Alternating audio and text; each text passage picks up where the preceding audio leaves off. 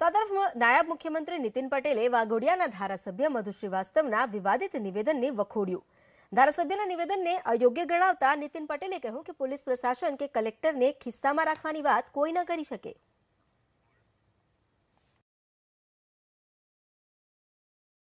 આપણું ભારતનું બંધારણ છે।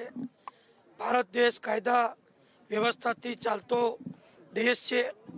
કોઈ પણ નાગરિક, કોઈ પણ હોદ્દેદાર કોઈ પણ રીતે કાયદાને અવગણના કરી શકે નહીં અને કોઈ પણ આવું બોલે એ સહેજ પણ યોગ્ય નથી।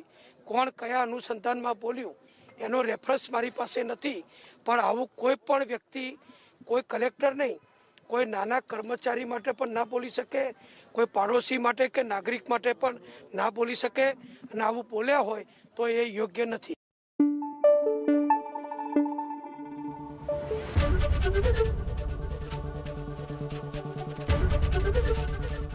एबीपी अस्मिता, गुजरातनी अस्मिता।